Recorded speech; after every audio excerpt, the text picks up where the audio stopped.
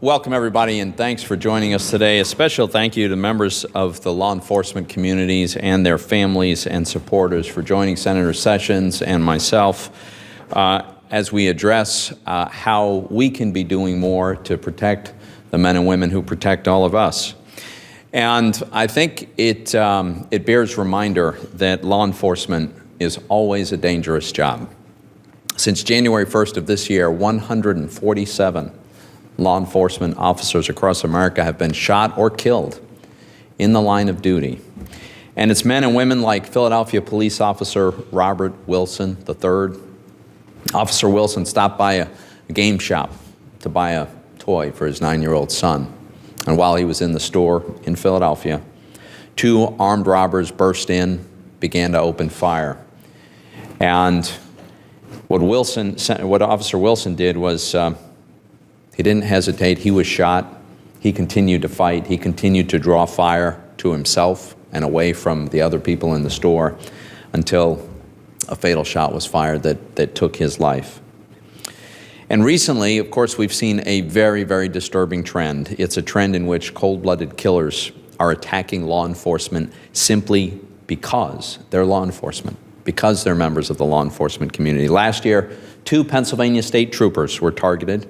The killer had only one goal: to kill a police officer. Corporal Brian Dixon was murdered.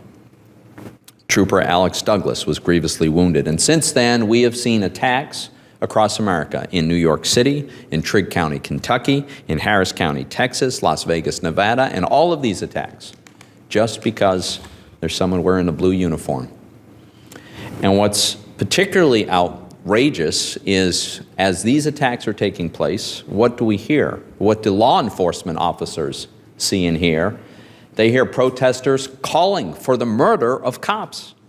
They see rioters hurling cement blocks and stones and bricks and glass bottles at police officers. And they hear political opportunists who stand up and sometimes malign the law enforcement officers as though the law enforcement officers are the problem, as though they're racist and bigoted and institutionally biased. The fact is, most Americans know better.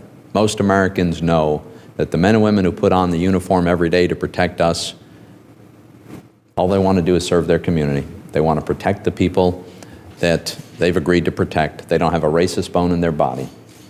And that is the description of the vast, overwhelming majority of our police. So the men and women of law enforcement, I think they deserve to know that America stands by them. And yes, police lives matter. That's why Senator Sessions and I have introduced this legislation. It's called the Thin Blue Act, and it sends a very clear message. If you murder or target a law enforcement officer or a first responder, you should expect a very harsh penalty. Now, in federal court, a jury has to consider certain mitigating and aggravating factors before imposing the death penalty. And these factors are listed in statute. Under our legislation, the Thin Blue Line Act, under current law, if a murder victim was a federal law enforcement officer or prosecutor, then that fact constitutes an aggravating factor. That's existing law. Under our legislation, we would extend that protection to local law enforcement and first responders. The bill also holds that where a defendant targeted a law enforcement officer, a prosecutor, a firefighter, or other first responder, then that targeting constitutes an aggravating factor as well. So Congress has long recognized that an additional deterrence in the form of a harsher penalty is appropriate to protect law enforcement from violence. And there's a simple reason for this, and that is that law enforcement officers and prosecutors and first responders are sometimes particularly tempting targets. Criminals seeking retribution, sometimes gangs and organized crime trying to discourage and intimidate law enforcement into not prosecuting, not enforcing the law against them. We know that that's a reality, and so it is fitting and it's appropriate to have this disincentive in place. Fact is, every day, 780,000 Americans put on a blue uniform, and they answer the call when one of us calls because we're in danger. They rush to danger. They stand and protect us during our darkest moments. It's time that they understand that Congress is going to stand with them. And we'll do that by enacting the Thin Blue Line Act. Let me introduce my colleague and good friend, Senator Jeff Sessions. He's represented the people of Alabama for 18 years, served as a prosecutor for 14 years in the as U.S. Attorney for the Southern District of Alabama, as Attorney General for Alabama. And of course, in that capacity, he's developed unique insights into the role that prosecutors play in particular, but law enforcement in general. So, Senator Sessions, thank you so much for your support. And thank you, Pat. Thanks for being here. Thank you, Pat. Thank you for moving this legislation and allowing me to be a part of it. You're exactly correct. We have this huge number of state and local law enforcement officers that are out there on the streets every day between us and disorder, trying to preserve safety and the lives of good and decent people in neighborhoods all throughout this country. And we're seeing an unprecedented surge of attacks upon them. We've had people misunderstand the role of police. The greatest change that we've seen in law enforcement, in my opinion, was a move to community-based policing, the kind of broken windows ideas that Rudy Giuliani in New York developed later, that had police officers in the communities talking with people on a daily basis and vulnerable at that moment. Vulnerable. If you're a wife or a child of a police officer and you know they're out there talking with dangerous people on a regular basis, you've got to be worried, will my father, my mother come home at night? So I just would want to say the front lines of the war to protect American people from crime and murder and death is the local, state, and local law enforcement. So, Pat, the idea that you came up with, that we need to make sure they're protected with the same punishment for federal prosecutions of people who attack or murder police officers, is good policy, right policy, and I think it's important. I would just add, however, that we're moving through a dangerous time. We'll talk about it more, I will, in the weeks to come, but crime has been declining. The murder rate in America is half what it was, but now we are seeing city after city with record murder rates, record surges in crime. We have 120 people a day die from drug overdoses. Addiction, and that goes with it, will also create more crime.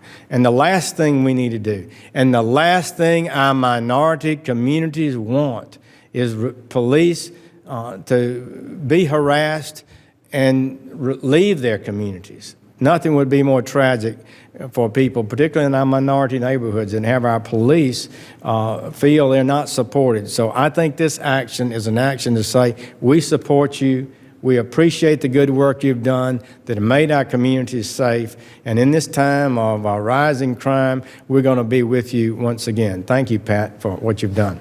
Thank you, Senator Sessions. At this time, I'd like to welcome Tricia Wirtz to the podium. Tricia knows too well the need to deter violence against police officers.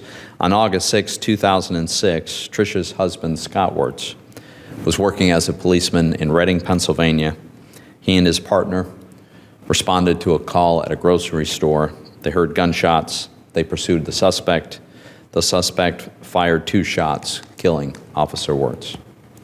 Tricia has drawn upon her personal tragedy to help others. She's a trustee of the Pennsylvania chapter of COPS, Concerns of Police Survivors, and that's an organization that supports the family and the co-workers of fallen law enforcement officers. I thank Tricia for joining us today, and I welcome her to the podium.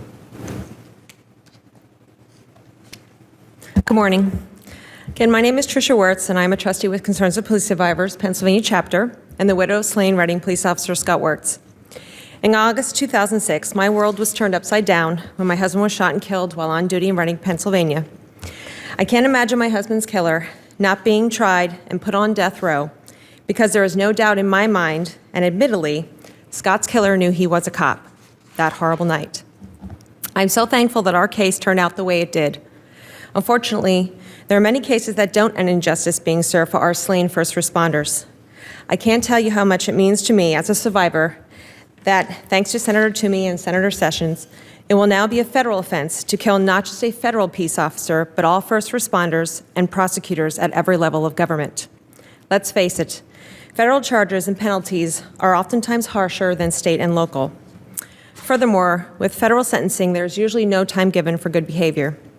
It has been 7 years since Scott's killer was sentenced to death and 9 since he was murdered. I have learned a lot in these past 9 years about the justice system and the rights of the criminals and the victims. The criminals often have more rights than the victims. Hopefully that will stop. One of the most important things I have learned is that the first responders' family runs deep.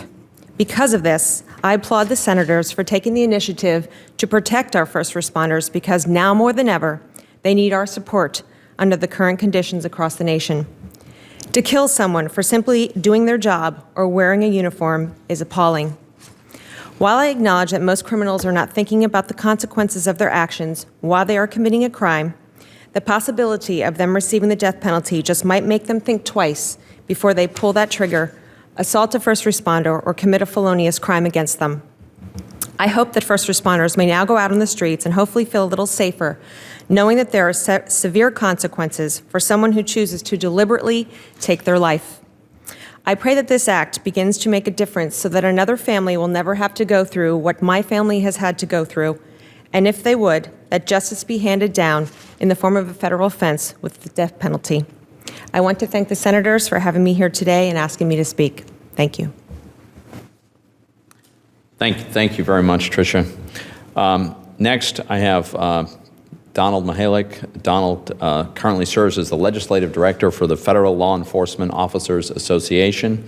He has dedicated his life to protecting his fellow Americans, devoting 10 years to the Coast Guard Reserve and 23 years as a federal law enforcement officer, including 5 years as a federal police officer on a SWAT team. Donald? Thank you, Senator. Good morning. Not too long ago, law enforcement officers were greeted on the streets of America with "Good morning, officer." When they talked to somebody, they heard "Yes, sir," and "No, sir." Today, we see law enforcement officers greeted with slurs, taunts, and in some cases, gunfire. The uniform of a law enforcement officer today has used to prevent crime, now it's become a target for crime. On a wall not far from here is 20,000 federal, state, and local law enforcement officers who responded to, prevented, or stopped a crime.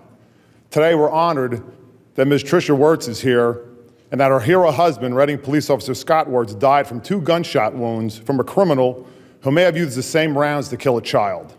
Every officer's death tells a story, has a family, and is intertwined with the community. The team of law enforcement, federal, state, and local, responds day or night, no matter the circumstances or who called. Those officers are of different sexes, races, creeds, and religion with one bond. They took an oath to run in when most people run out. We hear calls for respect. Respect goes 2 ways, and in many communities, respect these days is a 4-letter word.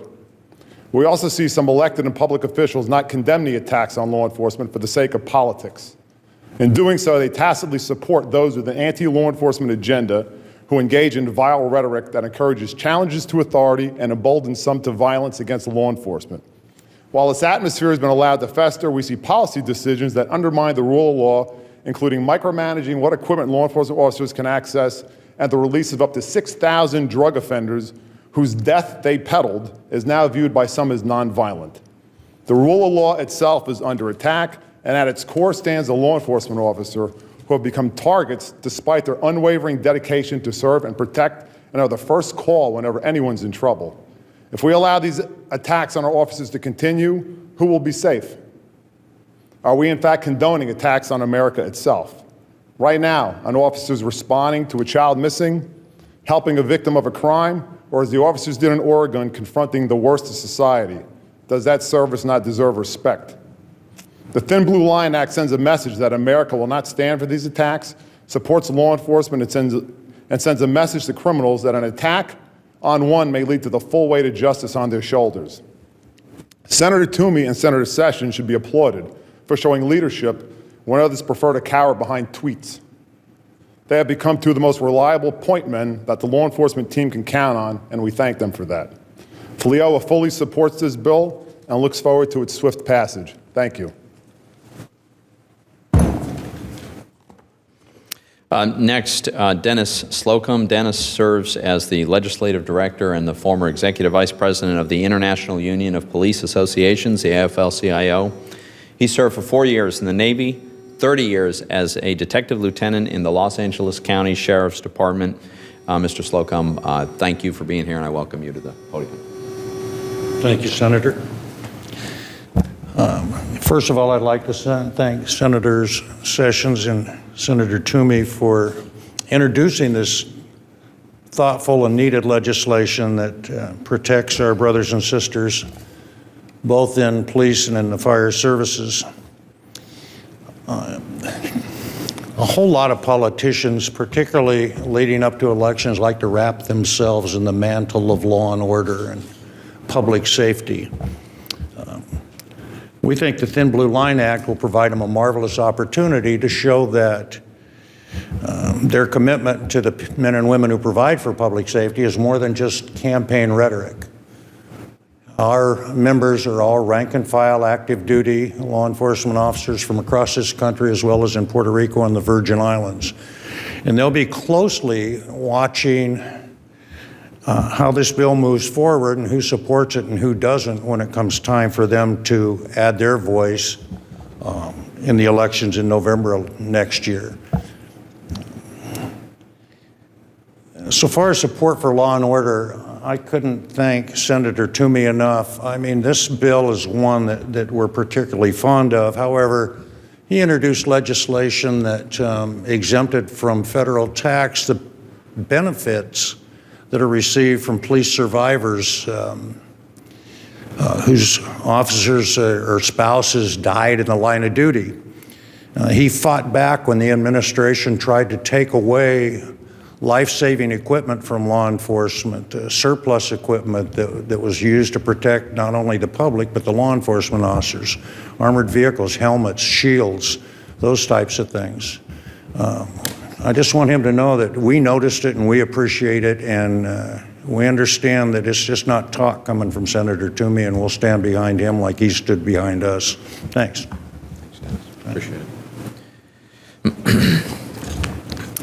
Next, Andy Edmiston. Andy's the Director of Government Affairs for the National Association of Police Organizations. She has worked with this group, which represents federal and local law enforcement, for 6 years now. Andy? Thank you. I want to thank Senator Toomey and Senator Sessions for the opportunity to speak in support of this very important legislation and for their continued support of the law enforcement community. I think Dennis has summed that up nicely. NAPO represents over 241,000 state and local law enforcement officers from across the United States who go out in the streets daily to keep our community safe. With persistent calls for the killing of officers and anti-police rhetoric continuing with little to no abatement, officers feel like they have targets on their backs. Tepid responses to the murders of police officers do nothing to discourage future attacks, which is why the Thin Blue Line Act is so important. The legislation would make the targeting of or the killing of a local police officer, firefighter, or first responder an aggravating factor in the death penalty determinations. This would be applicable whether they were murdered in the line of duty because of their performance on the job or because of their status as a public official. Establishing stricter penalties for those who harm or target for harm law enforcement officers will deter violence against law enforcement. Any persons contemplating harming an officer must know they face serious punishments. Increased penalties make important differences in the attitudes of criminals towards police officers and ensure protections for the community. Stopping the spilling of officers' blood is the first step without which no person, business, or community in this nation can be safe. So for these reasons, NAPO strongly supports the Thin Blue Line Act, and we look forward to working with our fellow law enforcement organizations and Senator Toomey and Sessions to get this bill enacted into law. Thank you. Thank you very much.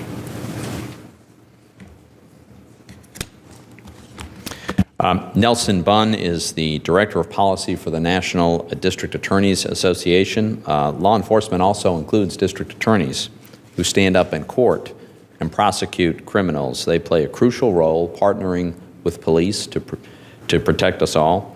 And too often they have been targeted. They deserve protection too. Mr. Bunn, thank you for joining us. Welcome. Good morning. As Senator Toomey said, I'm with the National District Attorneys Association, the largest organization representing state and local prosecutors across this country. As all of my colleagues have mentioned, unfortunately, we have seen a rise in crime in some of our major metropolitan cities. We have seen intentional targeting of law enforcement officers, ranging from the sheriff's deputies killed out in Las Vegas, to prosecutors killed in Texas, to assistant U.S. attorneys threatened by gangs down in North Carolina. And that is just unacceptable from our perspective. I think the best way to sum up why we support this bill and appreciate the leadership of both Senator Toomey and Senator Sessions has to do with an assistant district attorney up in Massachusetts who just last week they celebrated the 20th anniversary of his killing while in the line of duty. Paul McLaughlin was an assistant district attorney with the Suffolk County District Attorney's Office. He was trying a gang leader at the time and was a career prosecutor. 2 mistrials had previously occurred, and on the 3rd trial, the defendant was out on bail and knew through surveillance essentially that the assistant district attorney always got off a particular subway stop in Boston. Unfortunately, that individual, the defendant at the time, was waiting in a nearby parking lot when the assistant district attorney got off the subway station and right before entering his car was shot 3 times in the back of the head. Fortunately, that individual was prosecuted successfully up in Massachusetts, but if anything, that is a prime example of why the deliberate targeting of an individual who was trying to keep our community safe and protect our citizens and taking criminals off the street, that this bill would address that issue by enhancing the penalties for that deliberate targeting. And we really appreciate Senator Toomey and Senator Sessions' leadership on this issue, and I know our members back in Pennsylvania and Alabama also appreciate that as well. Thank you.